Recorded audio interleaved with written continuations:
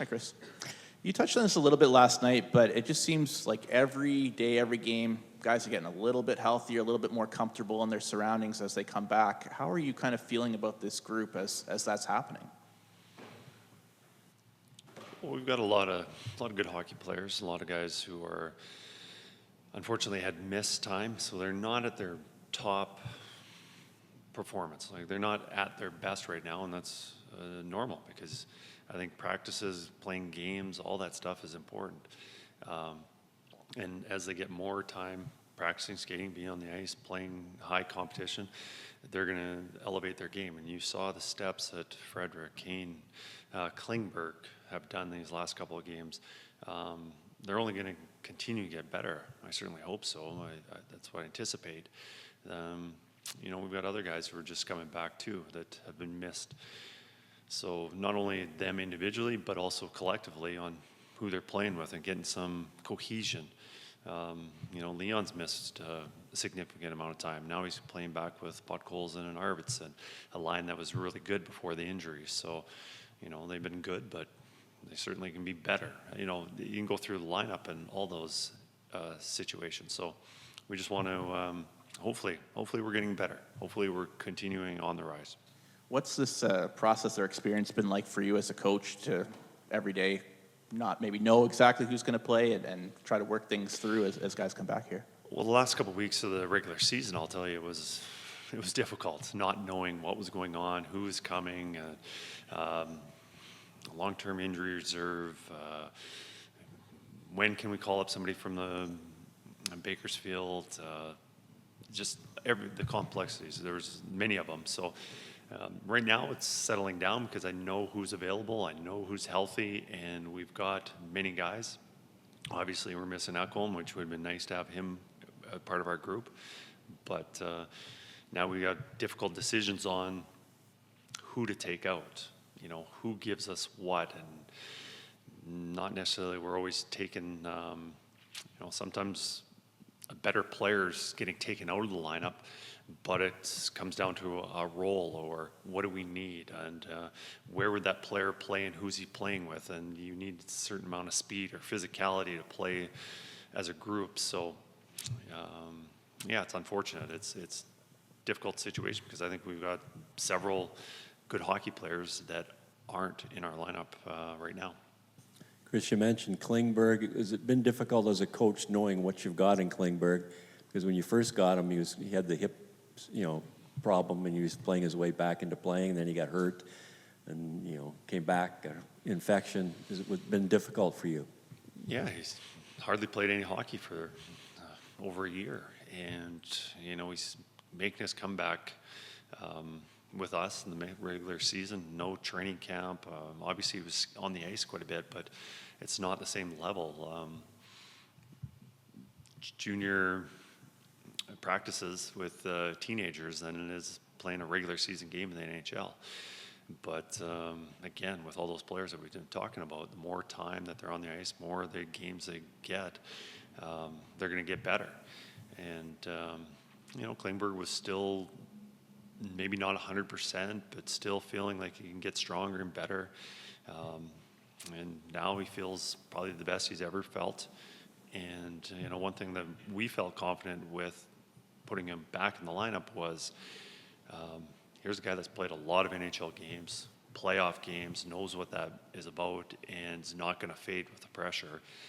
And since we inserted him in Game 2, he's played pretty well. And is Stetcher ready to be a participant in Game 4 or later? Is he back to where he can play? He has been cleared. He has been cleared, and now we're balancing on all those topics that we talked about, not practicing, coming back from an injury. Is he 100%? We feel he is. But, after not skating or practicing for a certain amount of time, now are you at 100% playing? Physically, yes, he is. Those are all those decisions we have to make. Your power play is so good. It's been so good for years. Eventually they were going to figure it out, I guess. What are you seeing on the PK that you think eventually you're going to figure out what they're doing, or what do you have to do to kind of have it back to similar levels that you had it last season?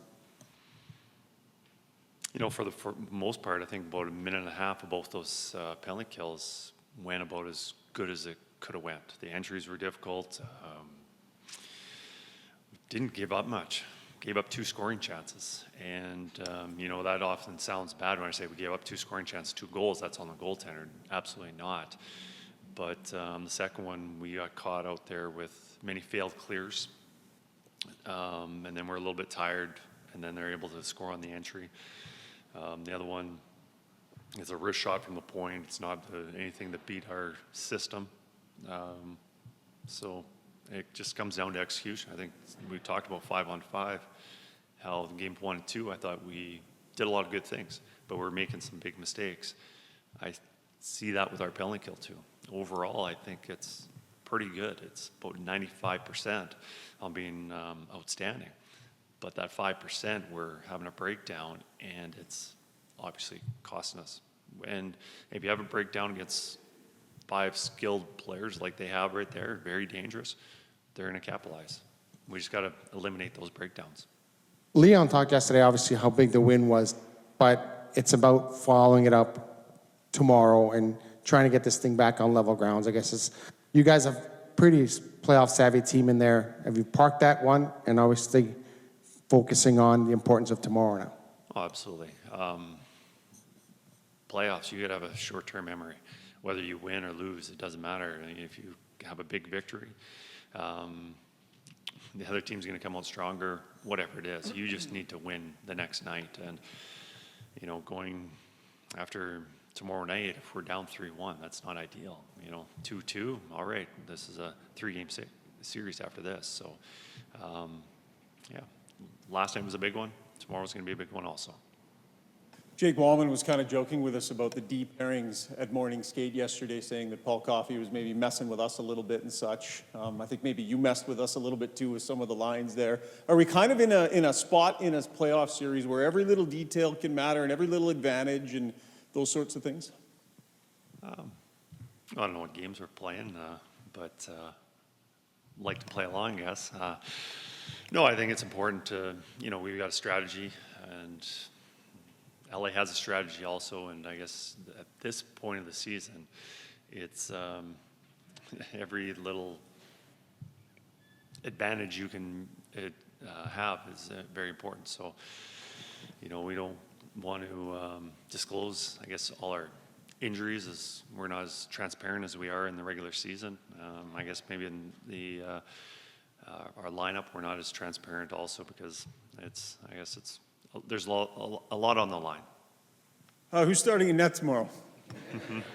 We'll let you know tomorrow. We haven't decided.